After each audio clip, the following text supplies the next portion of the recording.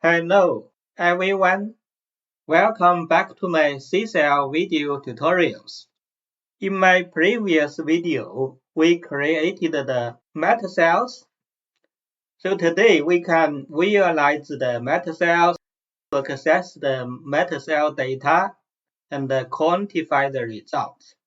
First, we can visualize the Metacells using the SEACell plotter 2D function. We will plot the cells on the UMap.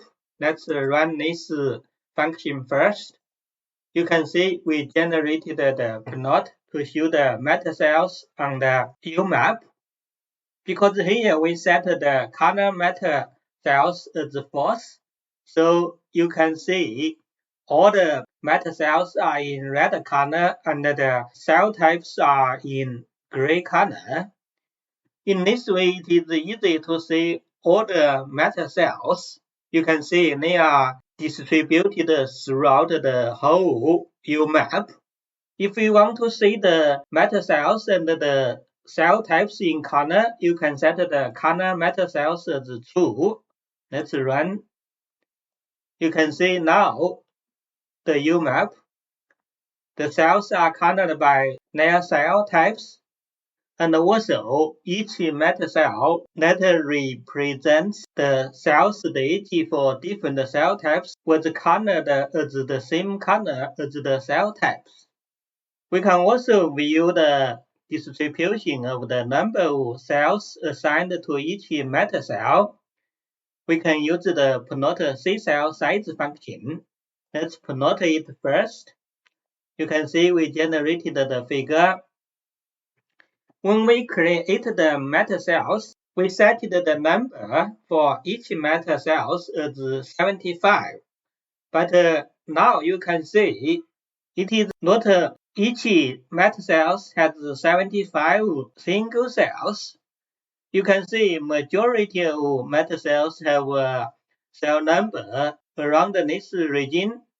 Then you can see some cells are lower than 75 and some cells have numbers much bigger than 75. The highest one is nearly 400.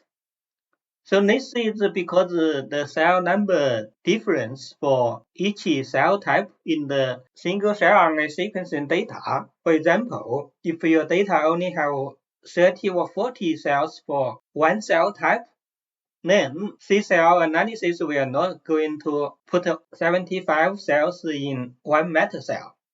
And also with this function, we can see the cell numbers for each SEACell. We have 90 metacells here. You can see the cell number for each SEACell. You can see this one, 11, only have 11 cells. Then SEACell 9 has 251 cells. So next I can show you how to access the Metacell result. When we run the SEACell analysis, we save the SEACell data in the observations of the A data. The SEACell online tutorial defined the data as hard assignment and also the soft assignments. First, we can have a look at the hard assignment. As I said, we saved the SEACell data in the A data observations. Let's have a look at the A data. You can see we can see the SEACell in the observations. If we use A data observations, we can see the SEACells. You can see here we have the barcodes, latent clusters, cell types, N counts, and the SEACells. You can see each single cell belongs to which SEACell. For example, here you can see both single cells here assigned to the same SEACell 16. So here we only use the data observations. You will see all the observations like latent cluster, cell types, and N counts. If you just want to see the SEACell data, you can use the A data observations SEACell. Let's run. You can see now we only have the cell barcode and the SEACell data. So I showed you how to use the observations to get the SEACell hard assignment. The SEACell package also designed a function named as get hard assignment. We can use this function to get the SEACell data from the A data observations. If we run, you can see we get exactly the same as A data observation SEACell function. So now we can look at the SEACell soft assignment. It is the full assignment matrix. We can access it use the function model.a. If we run, you can see we can see the full assignment matrix data. So I showed you how to access the SEACell soft and hard assignments. Next, we can perform the analysis to quantify the result. First, we can quantify the purity of different cell types within a Metacell. If you want to perform the purity analysis, you need to have a data set that each single cell was assigned to a cell type. We can use the evaluate computer cell type purity function to quantify the cell purity for the A data, and we need to use the cell type information from the A data. Let's run. You can see we quantify the purity for each SEACell. You can see SEACell 0 is the Metacell for the cell type HMP, and the purity is about 89%. Then you can see the cell purity for other SEACells. We have the data here. We can also generate a box plot to show the cell purity. Let's run. You can see now we generated a box plot to show the cell type purity for the SEACells. Next, we can use the SEACell evaluator compactness function. This function will calculate the per SEACell variance in diffusion component. We will use the PCA data information in the A data to calculate the SEACell variance in diffusion components. Let's run it first.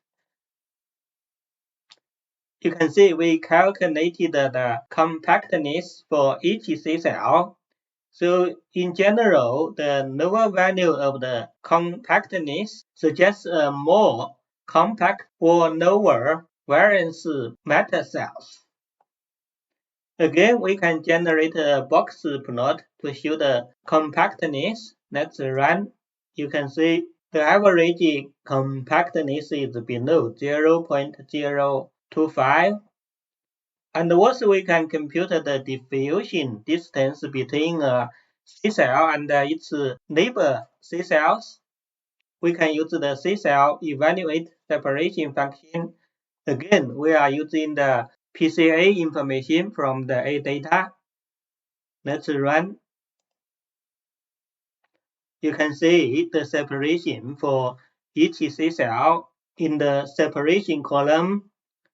So here, the higher value of separation suggests a better distinction between metacells. And again, we can generate a box plot to show the separation. Let's run. You can see here is the box plot for the separation value. And the average separation value is below 0.2. So I showed you how to visualize the SEACells, access the SEACell hard and soft assignment data, and also how to quantify the result. So now we can create the SEACell data. We can use the function SEACell call summarized by SEACell function. So the data will be summarized by aggregating cells within each SEACell. You remember in the beginning we copied the raw data before we start to run the SEACell analysis. So now we can summarize the data over the raw data. We will create a new A data object named the SEACell A data. Let's run the analysis first. Okay, you can see we created the SEACell A data. You can see now we have 90 observations. There are 90 metacells that we created by running the SEACell analysis. And the variables are the genes. We still have the same amount of genes as the A data. Alternatively, you can also create the SEACell soft A data. You need to use the SEACell call summarized by soft SEACell function. Here we still summarize the data from the raw data, but we use the argument module.a to get the soft SEACell assignment we can run.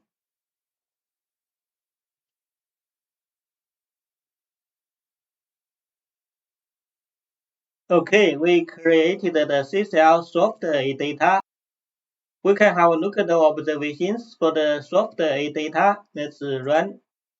You can see we have the CO2 sites for each SEACell, and we have the cell types for each SEACell, and also the cell type purity for each SEACell. Those information are in the SEACell soft A data. So we created the SEACell A data for further analysis. Because we got the data from the raw data, so when you do downstream analysis, you need to normalize the data and logarithmize the data, then you can continue downstream analysis. So that's the full online tutorial for creating metacells from single-cell RNA sequencing data.